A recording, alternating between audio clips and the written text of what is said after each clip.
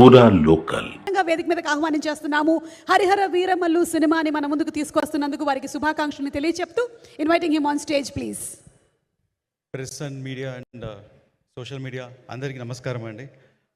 Invitation సడన్గా invite చేయండి. అందరూ మార్నింగే అందరు అసెంబ్లీకి చాలా చాలా thanks. And sir I'm very happy. నేను సడన్గా మీరు ప్రెస్ మీట్ అని చెప్పగానే నేను ఒక లోపల ఒక చిన్న సంతోషం వచ్చింది.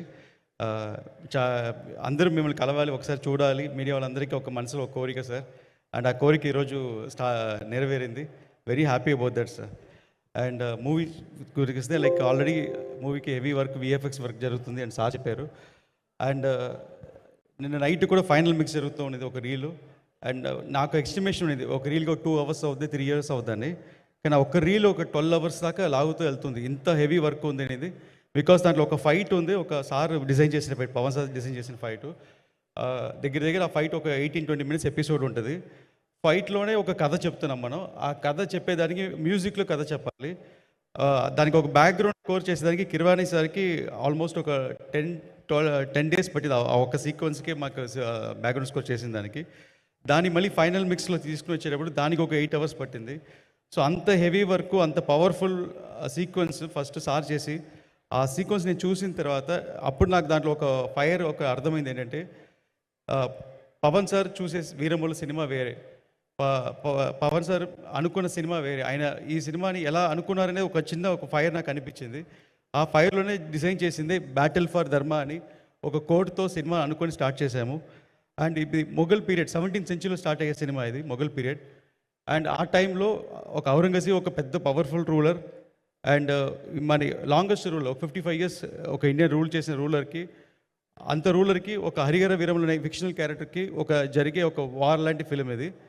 సో ఈ ఎపిసోడ్లో ఇంత పవర్ఫుల్ క్యారెక్టర్ డిజైన్ చేసిన దానికి నాకు వర్కింగ్ ఆపర్చునిటీ దొరికింది. పవన్ సార్ నేను చాలా థ్యాంక్స్ చెప్తున్నాను సార్.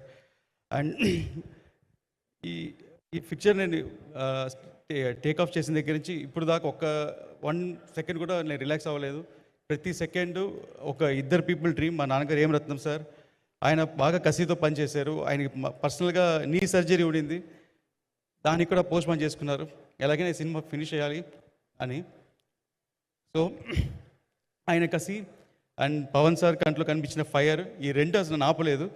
సో దానివల్ల నేను ఎంత నా మ్యాక్సిమం వాట్ ఎవర్ నేను దీని మీద పెట్టి ఎంత డెడికేట్ చేయగలుగుతాను అంత maximum I did this. And ఈరోజు రిజల్ట్ కనిపిస్తుంది.